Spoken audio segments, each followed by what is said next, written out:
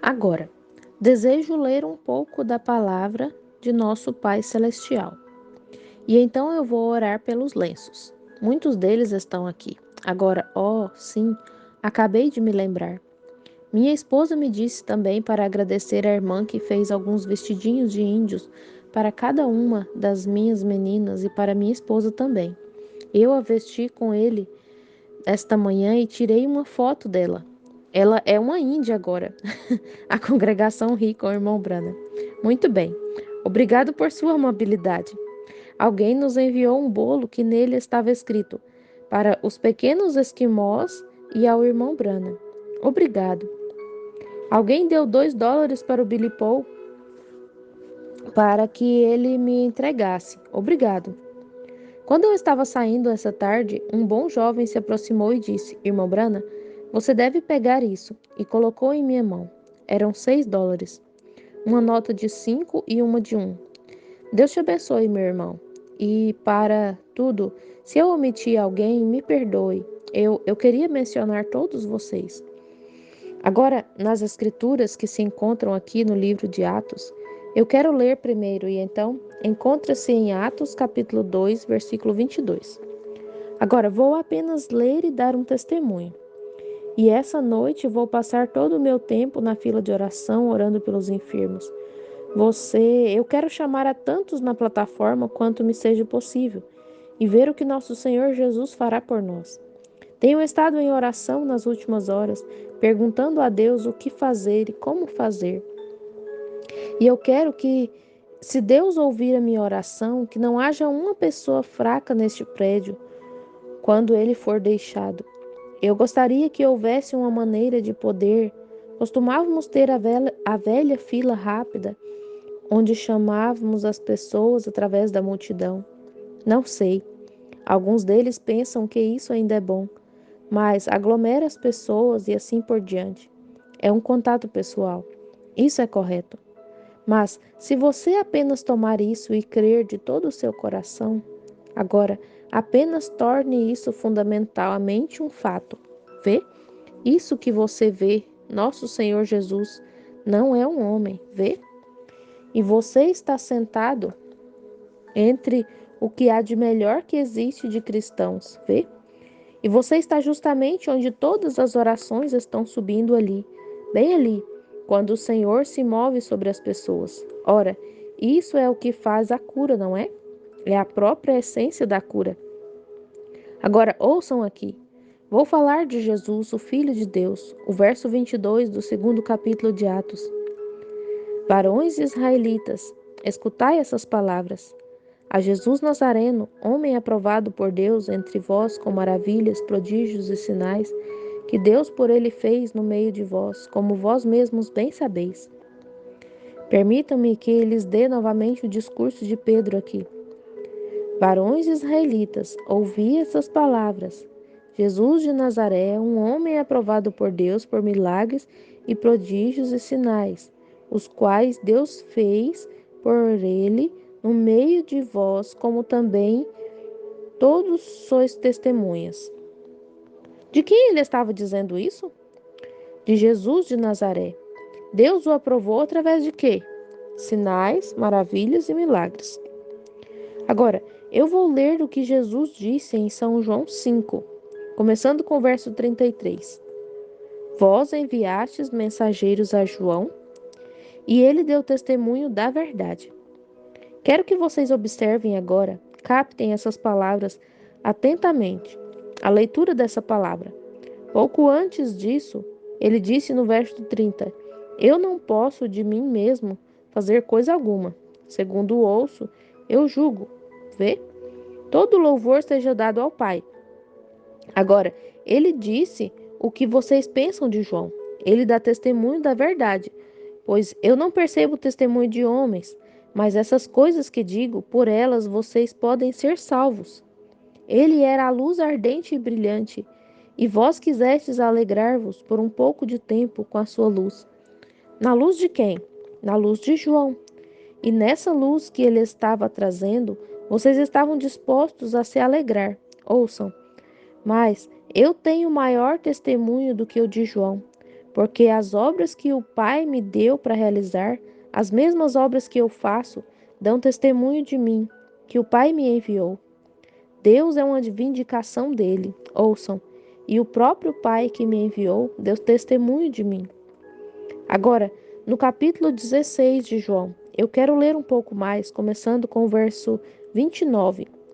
Disseram-lhe os seus discípulos: Eis que agora falas claramente, e não dizes parábola alguma. Aqui é onde eu quero que cheguem agora. Agora conhecemos que sabes tudo e não precisa que ninguém te interrogue. Por isso cremos que saíste de Deus. Ouçam, porque Jesus sabia essas coisas e as falou para o povo. Eles disseram: Agora estás falando de modo que podemos entender. Ele sabia qual era o pecado da mulher. Ele sabia onde tinha um peixe com uma moeda em sua boca. Quando Filipe estava vindo, ou Natanael, ele sabia onde ele estava debaixo de uma árvore, orando antes que Filipe o encontrasse. Ele disse: Por isso não é uma parábola. Ele disse: Por isso nós cremos que tu viestes de Deus. Olhem para Jesus no versículo 31. Jesus lhes respondeu: Credes agora? Que Deus acrescente suas bênçãos à sua palavra.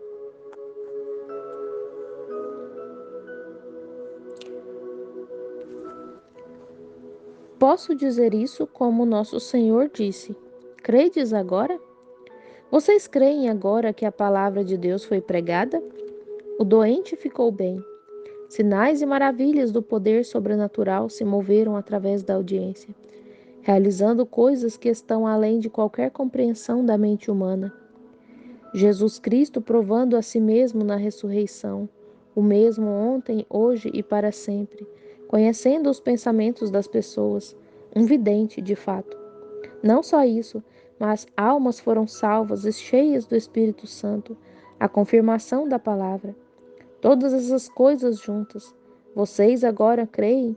Creem que ele ressuscitou dos mortos e vive entre nós essa noite, o mesmo ontem, hoje e para sempre? Vocês creem agora que ele não faz acepção de pessoas? Ele cura os espanhóis, ele cura o branco, ele cura o índio, ele mostra visões aos espanhóis, aos brancos, aos índios, àqueles que ele pode falar seu idioma, aos que falam outro tipo de idioma e aos que falam outro idioma. Porquanto Deus é Deus sobre cada pessoa, cada cor, cada raça, cada idioma. Ele é Deus, ressuscitado dos mortos, vivendo entre nós, sem acepção de pessoas, nem homem nem mulher, mas todos um em Cristo Jesus. Oh, não é amável? Aqui, essa noite, pela fé, eu digo isso. Pela fé, eu creio essa noite que vocês verão claramente nessa audiência o mover do mesmo Espírito Santo que estava sobre Jesus Cristo, mostrando sinais e maravilhas. Sem uma dúvida, o mesmo Espírito Santo fazendo as mesmas coisas. Agora, quando Jesus estava na terra, ele não alegava ser um curador. Ele não alegava ser uma grande pessoa. Ele disse: De mim mesmo nada posso fazer. É correto isso? Eu somente faço o que o Pai me mostra para fazer. O que vejo o Pai fazendo, isso também faço. É correto isso? Agora, nenhum profeta, nem ninguém, e nem mesmo o Senhor Jesus nunca, em tempo algum, realizou algum milagre ou fez algo sem primeiro Deus ter mostrado ou aconselhado a fazê-lo.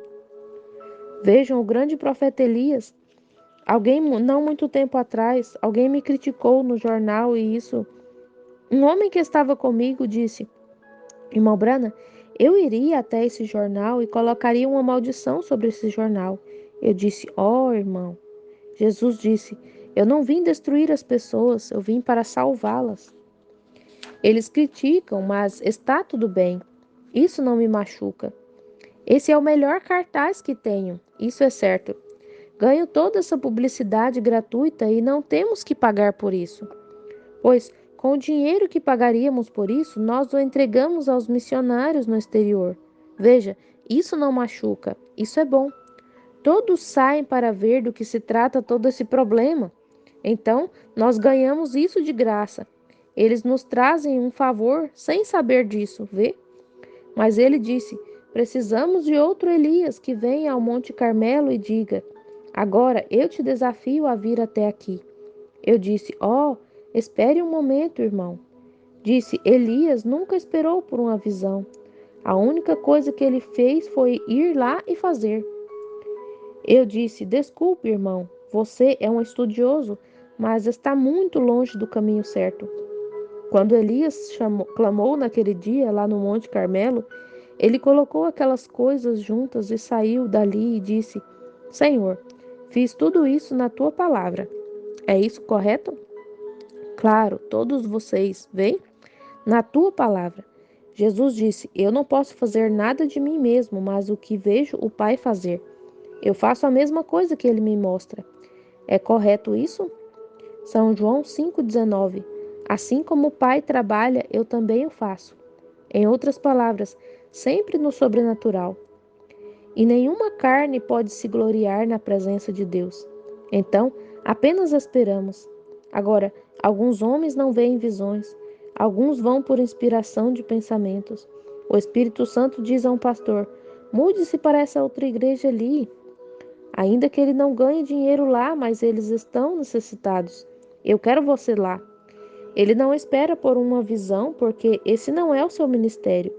Ele apenas vai ali e Deus obtém tanto como se fosse uma visão. Pensem, isso é certo. Todos vão por outras coisas, outros vão por outras coisas, mas tudo isso junto é a obra do Espírito Santo. Que o Senhor vos abençoe. Agora, olhem, cristãos, meus queridos filhos em Cristo, meus amados, detesto ter que deixá-los essa noite. Honestamente, eu detesto. Eu não tenho que dizer isso, mas eu realmente gostaria de ter mais umas 2 semanas em Fênix. Mas eu tenho minhas reuniões tão programadas, empurrando um dia mais aqui, um ali, algo assim. Então eu tenho que me apressar, tão rápido quanto puder, para chegar em casa e sair imediatamente. Quando eu chegar de manhã, se nada acontecer, começarei já pela tarde, vê? E assim também tenho no outro dia. E então vocês orarão por mim, não é mesmo? E talvez eu não os verei novamente até que eu volte do exterior. Mas agora talvez seja a hora de lhes contar essa visão que eu prometi que faria. Eu a tenho escrita aqui na Bíblia. E aqui está o que irá acontecer. O anjo do Senhor que veio a mim e me disse para voltar à África. Ele me levou à África e me mostrou uma reunião maior ainda do que a que tivemos da primeira vez. Então, enquanto eu estava ali, outro anjo desceu dos céus. Ele parecia estar com uma vestimenta vermelha, mas ele estava acima de mim. E ele me virou para o leste. E eu vi todo o povo africano ali. O povo africano é forte, grande, mas esses eram magros.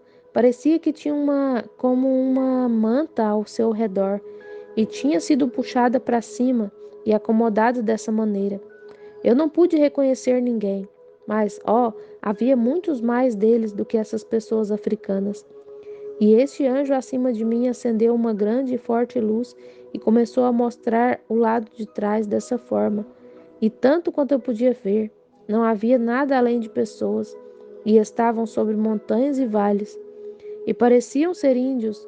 E então, quando este anjo que estava acima de mim falou com o anjo que sempre estava comigo ao meu lado, o grande companheiro, meio moreno e cabelos até seus ombros, seus braços cruzados, ele estava parado aqui do meu lado.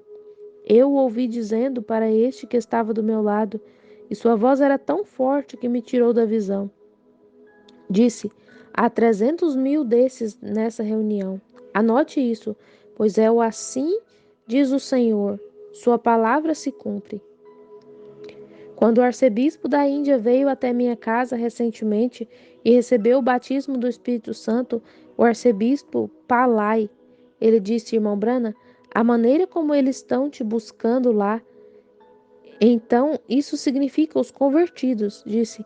Garanto a você, haverá de 500.000 de pessoas em sua congregação.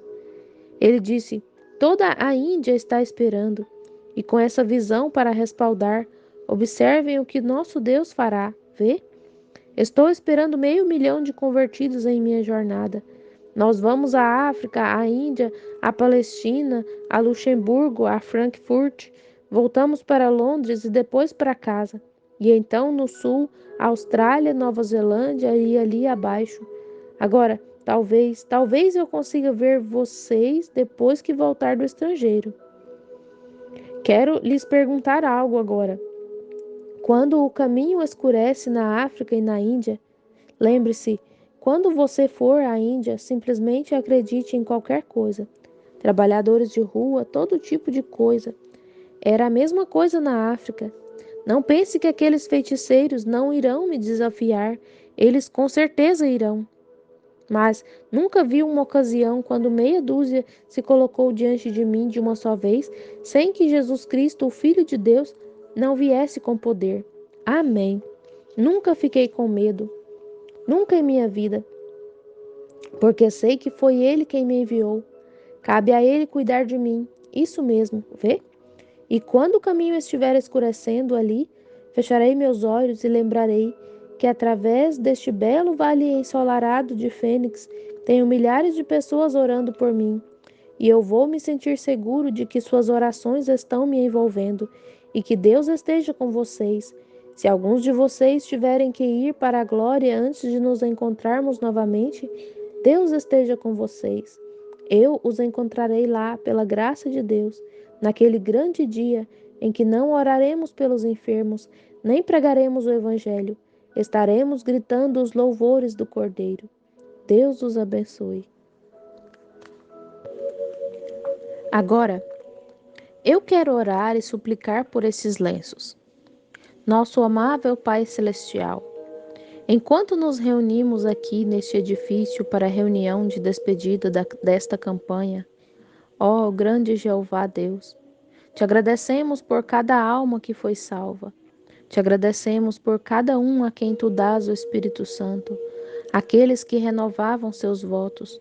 Te agradecemos por cada cura que tu dás às pessoas, vendo seus testemunhos chegarem por carta desde o início da semana. Depois que eles voltaram para casa, descobriram que os tumores não estão mais, os cânceres desapareceram, os médicos os declaram curados. Estamos muito agradecidos, Pai, e que cada um que entrou pelas portas da campanha, que cada um deles seja curado. Conceda isso, Senhor. E agora eu oro para que nos abençoe juntos nessa noite, no encerramento dessa reunião. E que o poder da ressurreição de Jesus Cristo descanse sobre teu humilde servo. Que o povo possa prestar atenção e saiba que eu lhes disse a verdade, e por isso eles crerão. Abençoe estes lenços, Pai, enquanto coloco as mãos sobre eles, pessoas necessitadas. Apenas olhe aqui, veja, Senhor Jesus, e nos tire desta casa de peste. Ó Deus, permita que a tua misericórdia esteja com estas pessoas. Alguns deles são índios, talvez, alguns espanhóis, alguns brancos, alguns de cor. Ó Deus, onde quer que estejam, quem quer que sejam, eles são o teu povo. Eu oro para que tu libertes a cada um deles, que tua graça e bênçãos, e que, se eu encontrei favor em seus olhos, responda a minha oração. Deus, e eu oro com a mais profunda sinceridade para que tu cures cada pessoa que esses lenços tocam. Conceda isso, Senhor, que seja feito para a glória de Deus, no nome de teu Filho Jesus Cristo. Amém. E na pequena baralhada, se alguns deles não conseguir seu lenço, apenas escreva para mim e eu te enviarei um. Deus os abençoe. Agora, apenas um testemunho para que possamos começar. Eu quero chamar tantos quantos eu puder para a plataforma. Tenho cerca de 10 minutos agora, até a hora de chamá-los. Apenas um pequeno testemunho. Se vocês perceberam, eu não dei nenhum testemunho desde que estou aqui, porque eu me mantive todo na pregação da palavra. Quando o Sr. Baxter e a gerência algumas vezes estão comigo, eles fazem a pregação e eu simplesmente entro e testifico. Agora, geralmente, quando você está ungido, saindo de casa com esse espírito em você, Quando entra e vai pregar, então de repente você está em uma atitude diferente. Agora, então, novamente, isso meio que atrapalha a reunião um pouco no que diz respeito a essa parte. Mesmo assim, apreciei a oportunidade de falar com vocês. Agora, eu quero dar um testemunho. Muitos milhares de testemunhos. Oh, que coisa! Como se eu ficasse parado aqui nas próximas 3 semanas nesta plataforma, 5 horas por dia, eu ainda poderia testificar do que vi nosso Senhor Jesus fazer. Isso mesmo, de quase incrível, milagres, como Deus realizou coisas tão grandes. Não eu, agora, como Deus agiu, vê? Não há homem que possa realizar estes milagres. Jesus não poderia fazê-los por si mesmo, apenas quando Deus lhe permitia saber como fazê-lo e o que fazer. Agora, Deus estava nele. Foi Deus quem fez as obras. Agora, observem. Mas agora eu quero dar um pequeno testemunho. Não sei por onde começar. Estou me perguntando, passando pela minha mente o que dizer. Bem, aqui está um. E então, por alguns momentos, nós sentimos a reunião. Então vamos chamar a fila de oração.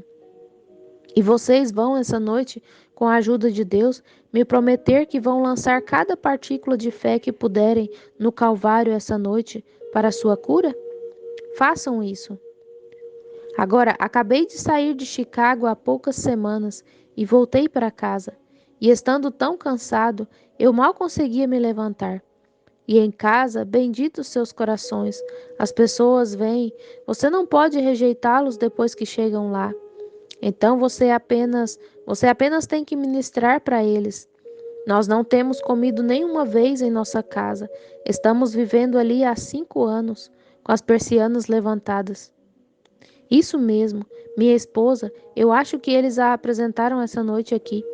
Eles iam fazê-lo também. Ela tem 34 anos e está quase completamente grisalha, como vocês podem notar. Se há algum crédito a ser dado à família Brana, que não venha para mim, dei-no para ela. Ela é a que tem ficado entre mim e a porta, ajudando as pessoas, fazendo tudo o que podemos. Bendita seja o seu coração, que Deus lhe dê uma parte no reino de Deus. Somente um pregador dificilmente pode perceber o que a esposa de um pregador passa. Você sabe disso, irmão. Estou tão feliz por Deus nos dar uma companheira, não é assim? Sim, Senhor. Um homem que tem uma boa esposa leal deve ser tão verdadeiro e leal a ela. E ela que tem um bom marido deve ser da mesma forma. Veja o mundo hoje como ele está no caos. Então, eu voltei para casa, fui até um velho amigo chamado George Wright, em uma estrada rural onde a pequena George Carter. E vocês ouviram falar disso no livro, é claro, seu testemunho pessoal. A pessoa mais magra que já vi, ainda mais magra que Florence Nightingale, quando ela foi curada. Mas George, na verdade, era uma mulher pequena para começar. Ela apenas pesava cerca de 35 libras, mais ou menos 15 quilos, 15,8 quilos, nota do tradutor. Vocês ouviram o testemunho dela, deitada lá por 9 anos e 8 meses, e nunca saiu da cama. E 1 hora depois ela estava no quintal louvando, pulando e gritando e dando glória a Deus. Ela é minha pianista na Igreja Batista de Milton, em Milton, Indiana, essa noite. Nunca foi para a cama, apenas para dormir à noite desde então. Esteve deitada lá por 9 anos e 8 meses. Não conseguia nem se mover, não conseguia nem levantar o copo de escarro para cuspir nele. Seus membros, aqui em seus quadris, eram assim de grandes. Se vocês tivessem visto aquele esqueleto sair da cama e ir para o quintal, sentar e abençoar as folhas. E estava sentada no órgão tocando Jesus, mantenha-me perto da cruz, quando o pai dela entrou e desmaiou com um balde de leite na mão. E nessa mesma, ela foi a uma igreja que cria que os dias dos milagres já haviam passado, e eles disseram que se eu alguma vez entrasse em sua porta, eles seriam expulsos da igreja. Diziam a todos para não me deixarem entrar. Mas Jesus me mandou lá e eu entrei. Ela queria que eu entrasse e Deus a curou. E agora toda a família está cheia do Espírito Santo, vê? Então, isso é diferente agora. Então eu fui até a casa do Sr. Wright e um velho querido amigo meu de 70 e poucos anos de idade e minha esposa estando comigo na reunião, não sabíamos que essa condição existia. Então, quando eu desci lá, encontrei-o com um coágulo de sangue na parte de trás de ambas das pernas. E um especialista havia estado lá, bem longe da região que ele vive, e disse que ele tinha apenas 3 ou 4 dias de vida, que o coágulo de sangue era um endurecimento das artérias. Assim que o coágulo de sangue estava nas articulações de seus joelhos, e assim que o sangue se movesse, iria para o coração, e isso o mataria instantaneamente. Se ele fosse para seu cérebro, o paralisaria. Agora, eu disse, ele tem 72 anos de idade. Deus lhe prometeu 70. Agora ele tem 72 e ele tem sido um homem forte e saudável. Mas agora chegou sua hora. O médico dele esteve aqui e disse que ele estava morrendo. E o coágulo de sangue parece estar inchando dentro de seu corpo agora. Talvez ele viveu mais do que o médico disse que ele viveria. Mas eu pedi a Deus. Deus não me disse uma palavra. Então eu suponho que Deus irá levá-lo. Isso era tudo o que eu sabia. Ele é um cristão, está pronto para ir-se. Então, não há nada. Ele viveu sua vida. Então eu penso que Deus irá levá-lo. Isso era tudo o que eu sabia. Então eles estavam chorando, é claro. Eu fiz uma oração de despedida por ele e fui para casa. Obrigado, irmão. Fui para casa e quando cheguei em casa naquela noite, na tarde seguinte fui ao Hospital Batista. E assim que eu cheguei lá, seu genro, a velha mãe, seu genro, ele era um católico. E depois que se casou com essa garota, mudou de igreja e se tornou um protestante. E a família de sua mãe ainda era católica. Então mandaram chamar o padre para que viesse e ungisse a mulher para a morte, apenas para consolo da família. Então aconteceu que o padre irlandês e eu nos encontramos ali na mesma hora. Eu disse: Agora, espere um momento. Eu não desprezo a religião de ninguém, ao que me diz respeito, mas se deixe-me entrar primeiro. Se este irmão, esse padre, está indo ali para ungí-la para a morte, eu irei para ungí-la para a vida. Vê? Eu disse: Não podemos misturar isso. Mas eu disse: Se você me permite, deixe-me declarar vida sobre ela primeiro. Então me deixaram entrar. Então, quando eu entrei, havia um grupo de pessoas ali. Ela estava como que em coma, inchada até os olhos, assim. Um tipo de veneno que provém do parto, que eles não podiam fazer nada a respeito, a ciência médica. Então eu entrei e pedi para ficar no quarto a sós com ela. Fiquei ali e disse: Irmã, você se lembra de mim? E ela, tentando abrir os seus olhos, disse: Quem é? Eu disse: O irmão Brana. E ela começou a chorar, lágrimas lavando tudo, o rosto inchado, mulher jovem, cerca de 22 anos. E ela disse: Oh, irmão Brana, pegue minha mão, pegue minha mão. E eu disse: Agora não fique histérica, querida irmã, vê? E segurei sua mão e disse: Eu vim para orar. Ela disse: Oh, e apenas. Eu disse: Agora fique calma, vê? Não se emocione, espere até Deus te curar. Então se emocione, vê? E então eu disse: Seja firme, sensata, ouça-me agora. Então coloquei minhas mãos sobre ela e perguntei ao nosso querido Senhor Jesus se ele a curaria. Orei por ela, me afastei da cama e ia sair. Peguei meu casaco e meu chapéu, e quando me virei, sobre a cama estava aquela coluna de fogo movendo-se, dando voltas e voltas. Eu sabia que ele diria algo. Agora, eu não tinha visto uma visão por mais ou menos uma semana ou 10 dias, desde que saí da reunião em Chicago.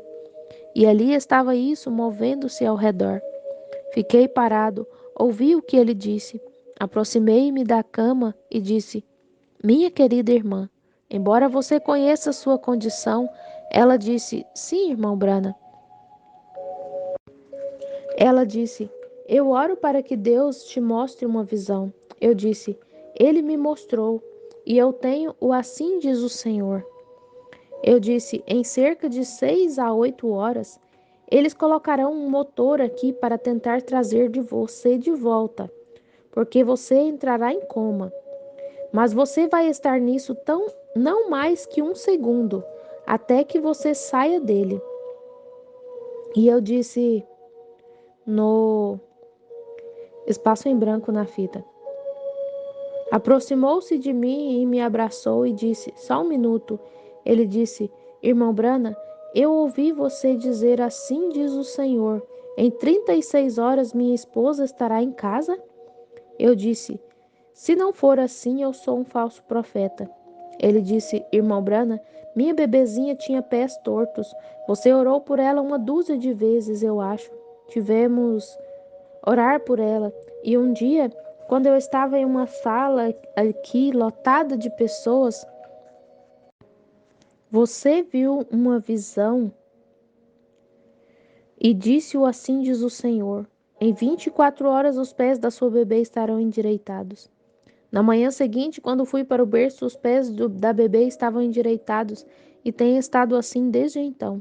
Isso foi um Ele disse: se você disse, assim diz o Senhor, minha esposa irá para casa em 36 horas, eu nem mesmo vou para o quarto. Vou pegar meu chapéu e ir para casa, limpá-la e esperar por ela. Eu disse: Deus te abençoe, meu filho.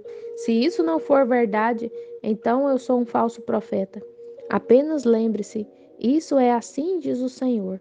Pegou seu chapéu e foi embora. E voltei e comecei a descer as escadas, e havia um sujeito chamado McDowell, na companhia elétrica McDowell, em Jeffersonville, e ele estava na parte inferior da escada. Ele era o melhor homem em eletricidade. Sua mãe tinha acabado de passar por uma cirurgia em Frankfort, Kentucky, com um câncer. Eles nem mesmo a costuraram. Ela tinha 61 anos. Eles a abriram e ela estava tão cheia de malignidade que eles apenas juntaram as partes e prenderam com fita adesiva. Deitaram-na de volta na cama e disseram que ela iria morrer. O irmão Mac disse: Irmão Billy, certamente você irá para lá. A umas 70 milhas, uns 112 quilômetros. Disse: Eu sei que você está cansado, querido, mas se você fizer isso, eu disse: Eu irei.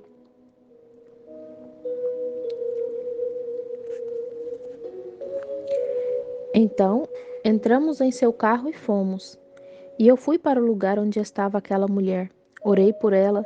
Comecei a sair do hospital e alguém colocou sua mão sobre meu ombro. Era uma pequena enfermeira e ela estava chorando. Ela disse: Pregador, sempre acreditei que eu veria o dia quando essas coisas voltariam aos dias da Bíblia novamente.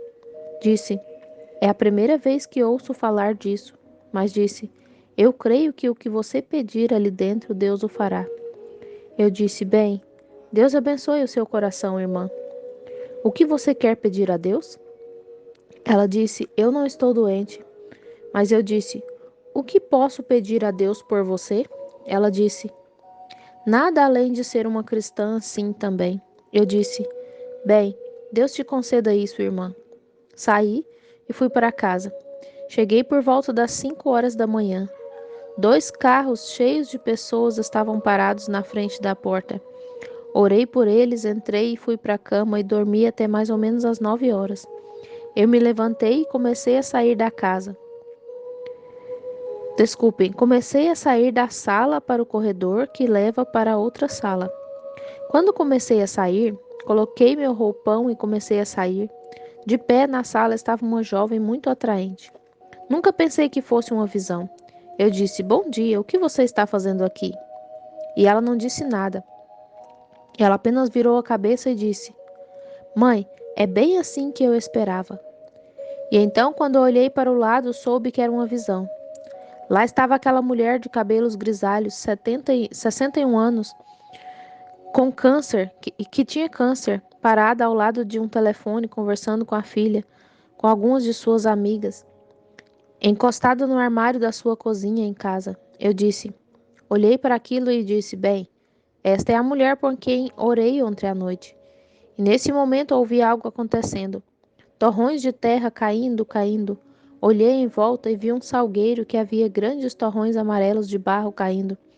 E ouvi o anjo do Senhor falar e dizer: Assim diz o Senhor: as pessoas que estão rindo do Senhor White, ele cavará suas sepulturas. Oh, que coisa, que sentimento! No próximo domingo, o domingo que seguia, a mulher estava em casa fazendo seu trabalho tão normal quanto e tão bem quanto poderia estar. Todos os funcionários batistas lá, quero dizer, os funcionários do Hospital Bom Samaritano, que ficava em Frankfurt, todos ficaram abismados de como ela havia se recuperado. Eles não conseguiram encontrar nada de câncer. Vocês sabem o que o médico me disse quando perguntei a ele? Ele disse: Sabe, eu devo ter me enganado. Oh, que coisa! Devo ter me enganado. Então, alguns desses outros também devem ter se enganado ou algo assim. Muito bem. E o Sr. White, eu o chamei e disse: Eu tenho o assim diz o Senhor. Disse: Irmão Brana, ele estava praticamente paralisado essa manhã. Eu disse: O irmão White cavará a sepultura daqueles que riram dele. E eu não sabia que ele era um coveiro, mas ele era. E no segundo dia o coágulo de sangue passou. Não puderam achar nenhum vestígio dele em nenhum lugar. E o Sr. White perfeitamente normal e bem. O que é isso? É a palavra de Deus saindo da glória e manifestando-se entre nós.